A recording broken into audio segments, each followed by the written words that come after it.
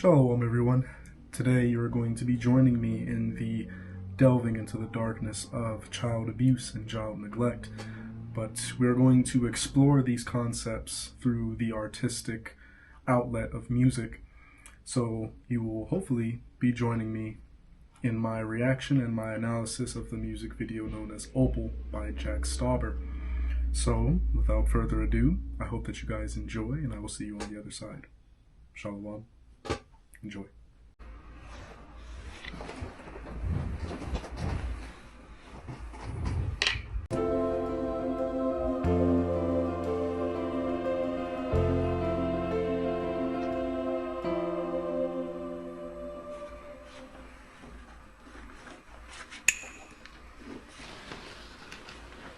We see you, Opal, your troubles are miles away. We see you, Opal, and in our eyes you'll stay. There she is. Seems a bit interesting, isn't it? It's like, we see you, Opal. I won't get into all the philosophical implications of sight, but I'm sure that will probably be a reoccurring factor throughout the film. But in our eyes, you'll stay. Seems almost threatening. We have all of these visuals of, alcoholism and pills, some sort of literature shown, cigarettes, all types of substance abuse that's probably within the home, and then it pans into a visual of a house that seems to look relatively normal on the exterior, but we know that the visuals of the substance abuse occurs on the interior. So always being aware of proving a friend and proving the interior of someone before you accept the display of the exterior. That's my girl. Hi, Opal! Go on, you can do it.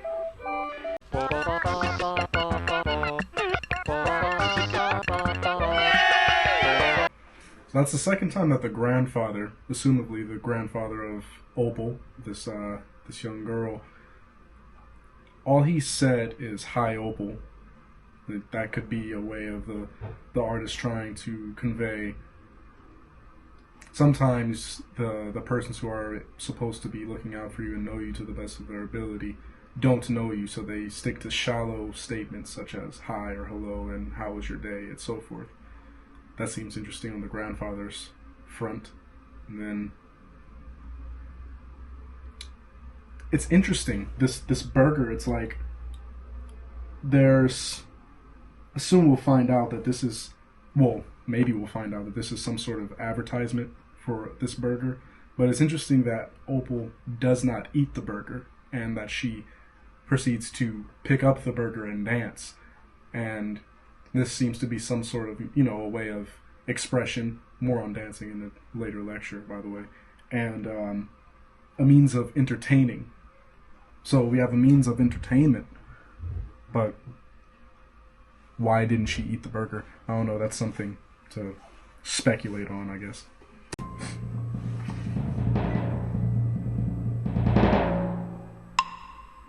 What do we always say? Don't mind the house across the street, Opal. It's not where your attention ought to be, Opal. Okay, so we have the father who seems to be nervous, and this seems to be displayed by the sweat coming down on his face and onto the burger. Who knows what that symbolizes, but we don't mind the house across the street, Opal. It's not where your attention ought to be. So then the question becomes, what exactly is this person trying to avoid, and why does it make him nervous, particularly the father? Assumably, so I believe that the three persons that we're introduced to, besides Opal, of course, is the grandfather of her, the father, and the mother. So the grandfather seems to be incoherent to some degree, and then the father seems to be nervous that she's going to find something out. And then the mother is I guess, supportive. The question is, aren't we in the house that Opal lives?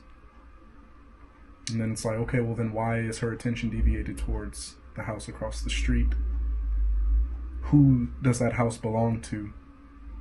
You know, okay, so we'll continue.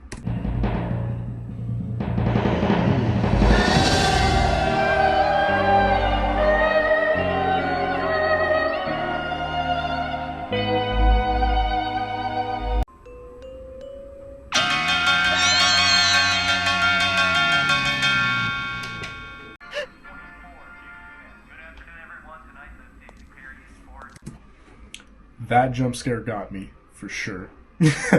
So it seems that Opal has some sort of calling, we don't know if it's divine or if it's demonic really, yet, but some sort of calling to what seems to be the attic space of this house across the street.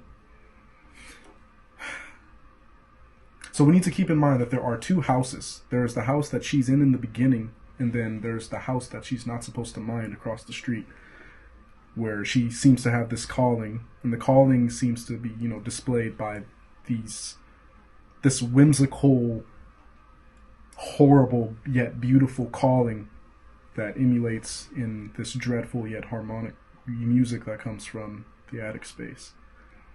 Why she's drawn to it, we don't really know. But now she's I don't know what the jump scare consisted of either. What exactly, like the lights just came on. Where did the lights come from? So that's interesting. Let's continue.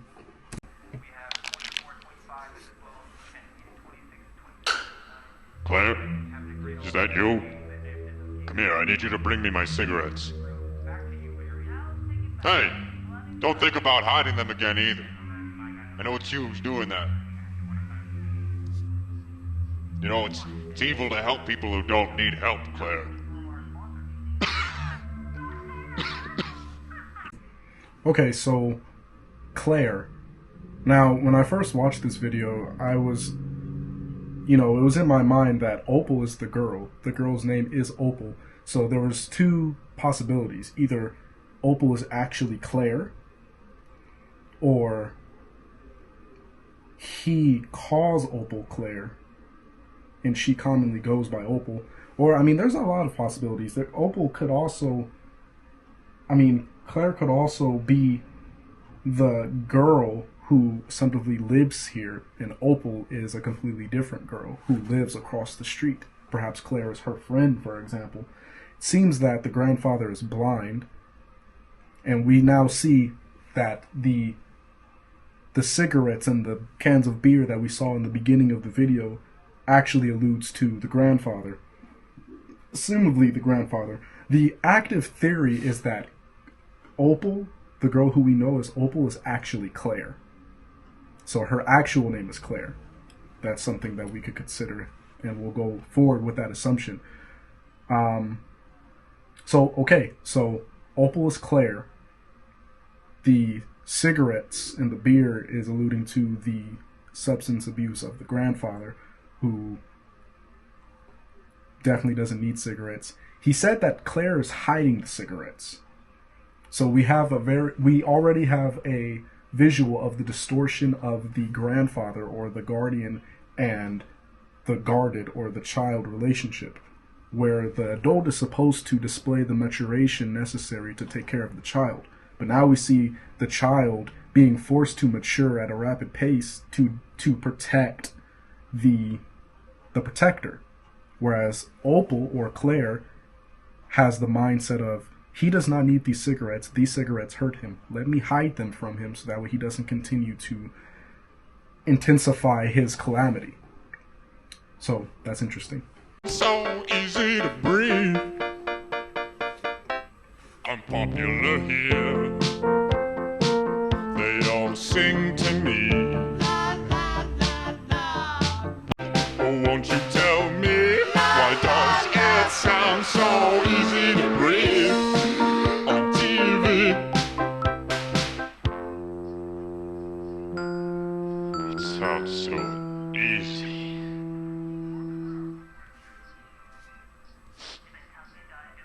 You smell weird. Why do you... Okay, so that was a very interesting song. Alright, so we have the grandfather. There's some discussion to be had, no? I mean, why does it seem so easy to breathe on TV? That could mean a hell of a lot of things, you know? It's like TV shows and movies and this sort of thing, all of these stories, they oftentimes can give you this false illusion that life can be very simple in certain circumstances. And this sort of, how would you say, this can be very enticing, especially to a younger audience who can be a little bit more gullible. And so him being privy to that, it's like, why does it seem so easy to breathe on TV? And that might be why a part of his addiction, which seems to be cigarettes and television. And that's also interesting because he's blind, right? So his addiction to television, I mean, that could be him fiending for his, you know, his want to see. And it seems so easy to breathe on TV. That's so convoluted. We see that the grandfather in the beginning of the video has eyeballs, you know, or at least can use them. It seems that way, at least. So then that leads me towards the theory of, okay, maybe I'll save that for later. But that's interesting. It seems so easy to breathe on TV. He also alluded again to Claire keeping the cigarettes away from him. You know, what's taking you so long to give me his next fix, so to speak, you know. So that's interesting. Okay. saying anything? You're not Claire. What are you doing in my house? Get out! Get out of this house! Get out!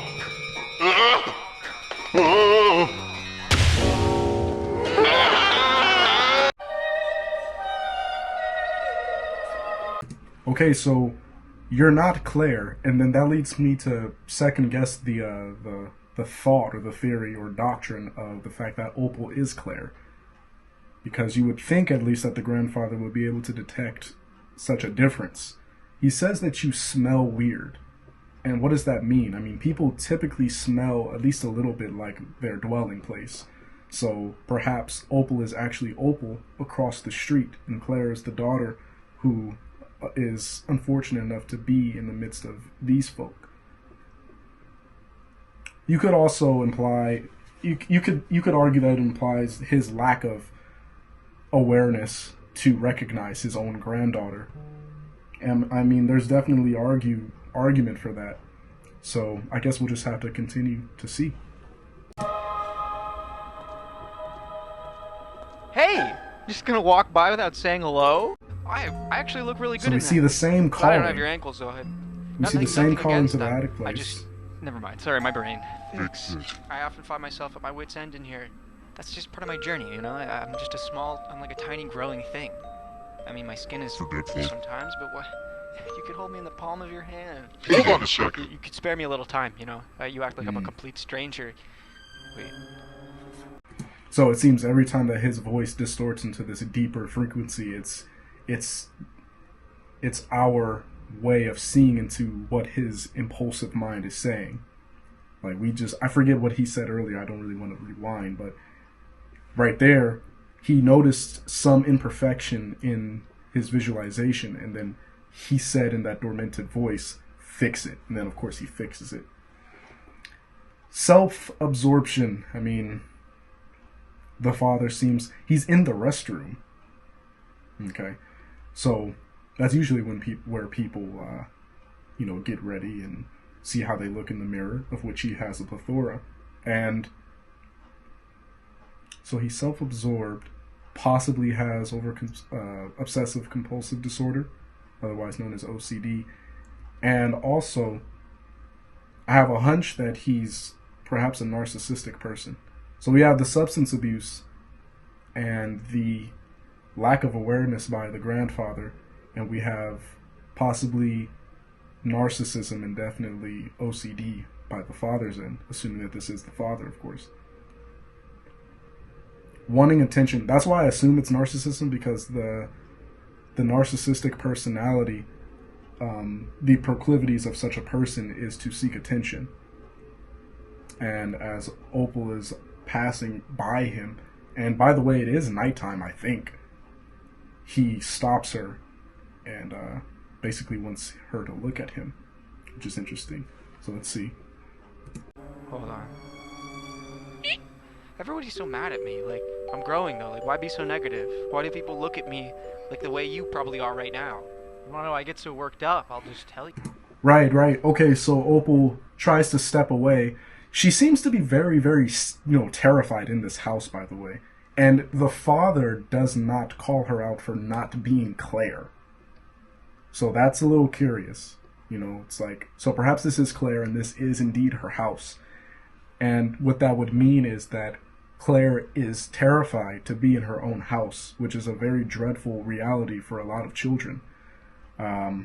So I hope that this spreads awareness in due process. But then we see the dormanted voice come out again, and it says, hold on a second when you see Claire or Opal walk down, proceed down the hallway. And then he says, you can spare me a second. So it's definitely narcissism. Definitely. He seems to be a very neurotic person as well, as he seems to be so tit for tat for the negative implications of his appearance, which is not good. So, that being said, let's continue.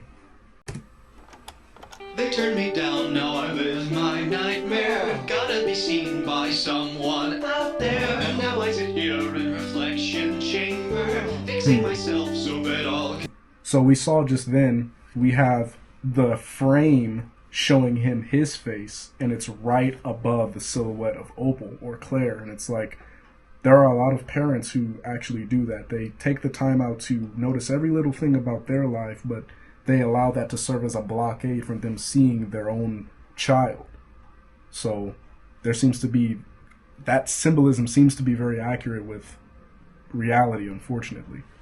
Saber, follow me on the brink of easy life. God is in my skill. They turn me down, now I live my nightmare.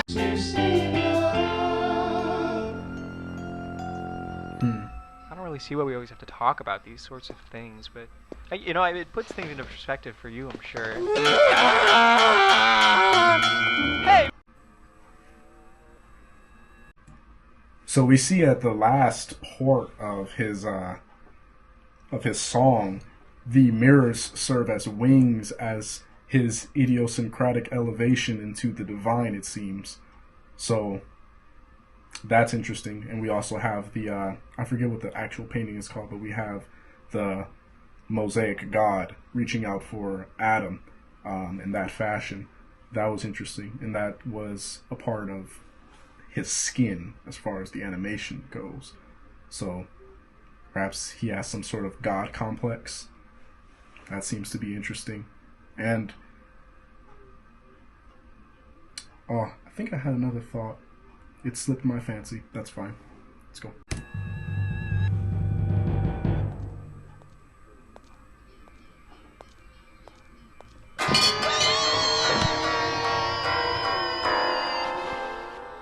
Okay, so the grandfather found his way back to Claire or Opal. It's not good. So, that's what I was going to say. So, with the assumption that the family in the beginning, including Opal or Claire, is on set, that would go into more alignment with what the father seems to be going through. It's like he needs to be seen by someone out there. So it's probably not outlandish to believe that his outlet or his career choice would have something to do with the populace's attention. So, and that would, of course, allow him to continue to go along the dark Machiavellian rabbit hole of narcissism. So, that's not good. But now Opal has successfully, so to speak, escaped the grandfather and the father. So now that leaves us the mother, which seemed to be very supportive in the beginning, but you see, just like the exterior of the home in the beginning. It seems to be normal, seems to be good, but you always need to be cautious and proceed to follow up on clarity of the interior of a person. So, and oftentimes it's the persons who seem to be very good that have the most dark and malignant intentions. So now the mother precedes us. Let's see what Jack Stauber has up his sleeves. Who's that? Claire? You being a person today, huh? Goodness exists. If I wait, Claire, and I sit still, it will arrive. You should be more considerate, honestly, but I forgive you. I forgive every single one of you. Every night. It's a virtuous... Okay, so it is my belief that Opal actually is Claire, or at least Claire is Claire, because though the grandfather didn't recognize her to be Claire, the father, well, it's debatable if he even noticed her truly, but the father didn't seem to readjust his attitude to be in alignment with her not being Claire. Though the mother's vision is blurred, this is typically due to alcoholism, which I assume is the case here, because that's the last factor that is that precedes us from the beginning. So she recognized her in her drunken state to be Claire. So I think it's safe to say that Opal is Claire from that point. Cycle. How did this get so bad? I feel terrible for all the things. I feel terrible. You and I don't live, Claire. We survive. Mama needs a little girl to land on. Mama needs... That's interesting. Okay, so the mother wants consideration, appreciation, and the indulgence of the daughter, which again is a distorted illustration of the mother and the daughter relationship. So that's interesting. She says that she forgives all of you. And of course, when to forgive someone, that's indicative of their wrongdoing. And then she stutters and stops herself from saying, I feel terrible for all the things that I've done. So instead of doing that, she says, I feel terrible for all the things I feel terrible. And that's typical of persons who deem themselves to have, nothing wrong on their end. They can do no wrong, but all of the wrong has been done to them. And that sort of weaponized victim mentality is very typical of those who are narcissistic, Machiavellian, and in some cases psychopathic. And of course we don't know if this is the true, sincere, sober rationality of the mother, as she is in a drunken state right now. But nonetheless, it is not a good sight for a child to see their parent in the drunken phase. Also, let's have in the back of our mind that women have a proclivity to be a little more altruistic than men do, because one of the facets of femininity is to be nurturing. And so when you have a father who's conceited, a grandfather who's not aware of your existence and struggling with his own substance abuse, then you have a mother who is supposed to be the nurturing shield to combat any force that comes against a child failing because of her substance abuse. Then the question becomes, well, what the hell happens to the child?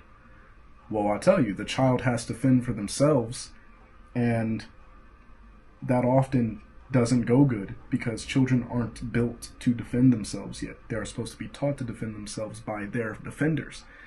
And so the horrible tragedy of child abuse and child neglect is I'm not too certain of this, as I haven't read much of the literature on it, but I'm pretty sure the psychological literature states that there is pretty much a 50-50 chance of the child who is abused to either be abusive to their children, continuing the chain, or them not wanting to be like their abusers.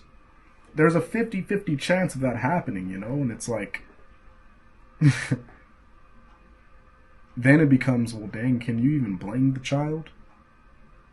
Or do you blame the parent, who was probably also abused? It's a cycle, you know? So, I hope that this does truly spread awareness, as sometimes you can be neglectful and not abusive. And neglect is, you know, it's not good for the child either, because the child might also become narcissistic because they aren't getting the necessary attention from their protectors or their guardians.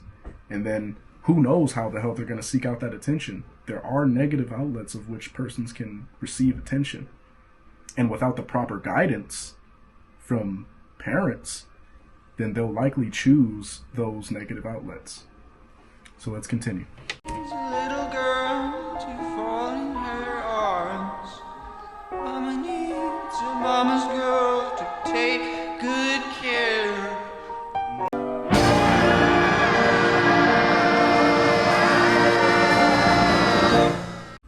Our adversaries are in denial. They don't know the wrong they do. And they never repent how I want them to. And you're just like me. You're just as powerless as I am, Claire. See?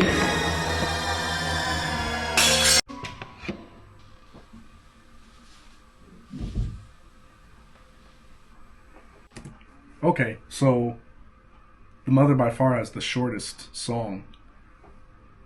Mama needs a little girl, basically to help her with everything. And again, we have the thought distortion of the mother and the daughter relationship. Horrible thing to witness. And then she says, they never repent how I want them to. It's like, that's crazy. But then she said something else. Oh no, she didn't say a lot. Well, the other thing is, it's really a thought distortion because, you know, when parents get older, like up in age, then they start to rely on the nurturing, you know, benevolence of their children to take care of them. That's typical of human life, and that is the best thing to happen in, you know, the study of gerontology. But it's not the case when your daughter is what? How old even is Claire? We don't know. We can assume maybe 12.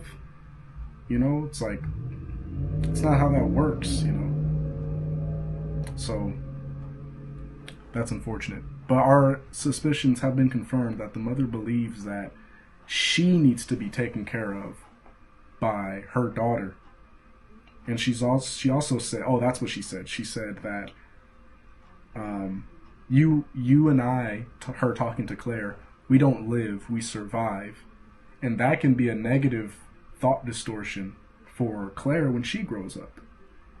That we are not to live, we are to survive. And that can also be a thought, a hereditary thought that can be passed down to her children and children's children.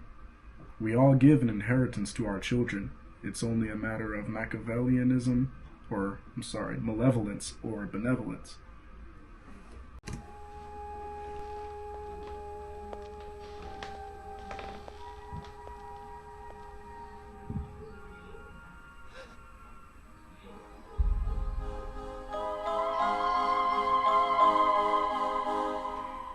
That's what it was too. In her song, we see her physically abusing someone, rather that might be Opal or Claire. Or some persons have stated after they slow down the clip that she was abusing her husband physically. And with him caring so much about his image, of course, that can make him, you know, a lot more dreadful of her, as he's spending, I guess, most of his time in the restroom rather than in the bedroom with his wife. So that's not good. She says that you're as powerless as I am, Claire, which again is the victimhood mentality, which is the anti-growth factor in the human development. and then tries to prove it to Claire by doing whatever she was going to do. It seemed to be physical abuse, and Opal, I guess being familiar with this sort of abuse, runs away before things can turn catastrophic. So let's continue. Seems she's going upstairs again, so the attic. Perhaps, based off of what we've seen here in the house, perhaps the attic is sort of her safe space, you know, for her to lock the door and get away from all of the malignant Machiavellianism that's terrorizing her in her own home, that she's forced to stay in. So let's see what happens in the attic.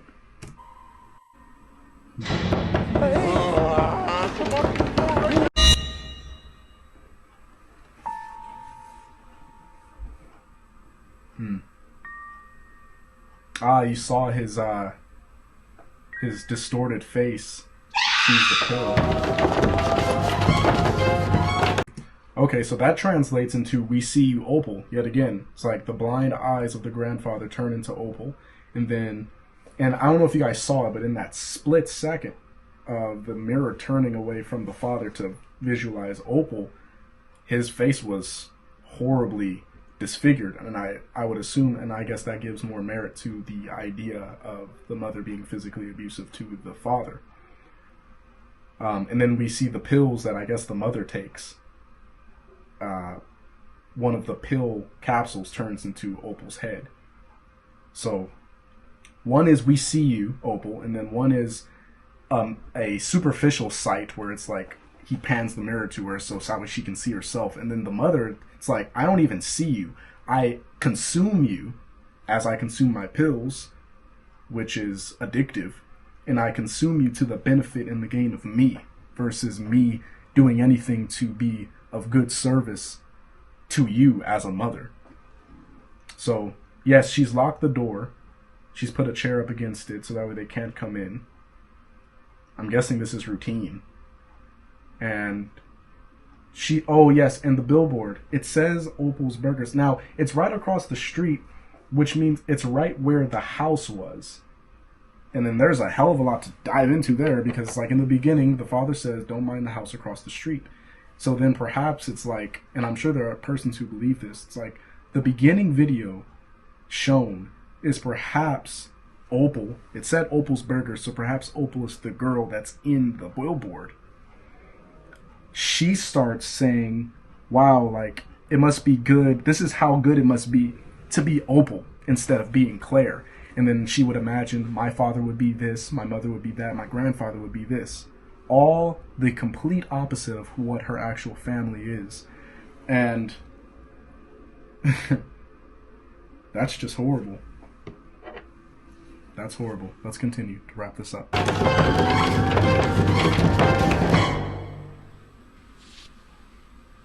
We see you, Opal, and in our eyes you stare.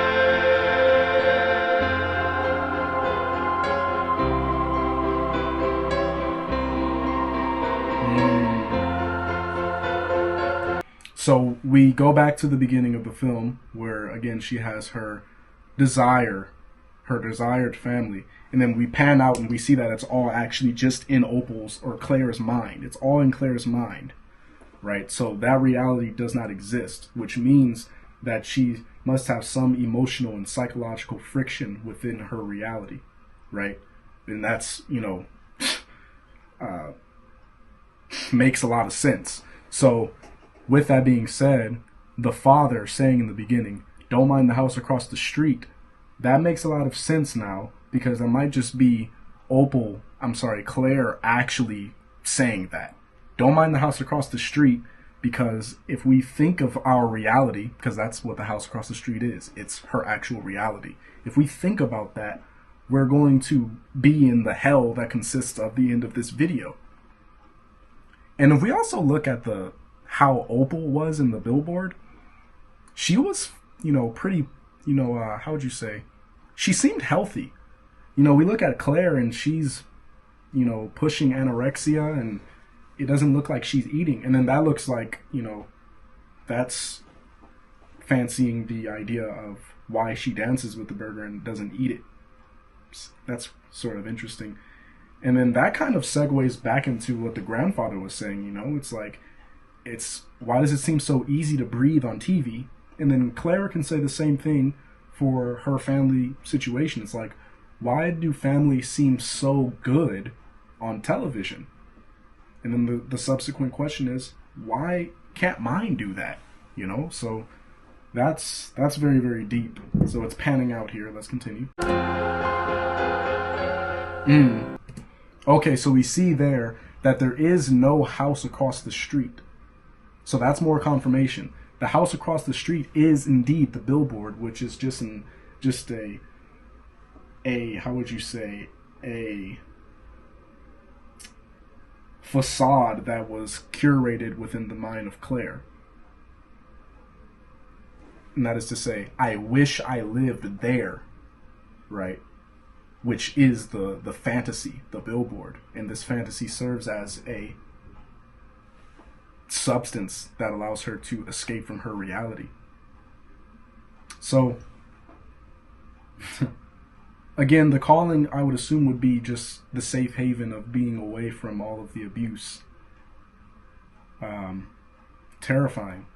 Absolutely terrifying and crushing, because we know that this is an illustration of some children's realities, you know, and then they end up going into foster homes where they experience more trauma. So that's horrible. And I hope that this video, you know, spreads awareness to this trouble. So that's going to conclude, you know, my review of, or my analysis of Opal and my reaction of it. I hope that you guys enjoyed it. You know, feel free, go and watch the original video of Opal. It's really, really good. Jack Stauber did a fantastic job really getting all of the trauma into this one clip of content on Adult Swim, and it's bloody brilliant. It's in some ways it's a classic for the childhood traumatic struggle. So in I guess a weird way, I hope that you all enjoyed this, and that will conclude it. Thank you all for your attention, and I hope that you give attention to your children if applicable, and to those who you believe needs your attention for the stability of their psychological health. So as always, I hope that you guys stay safe, stay dangerous, and of course, be wise. Shalom.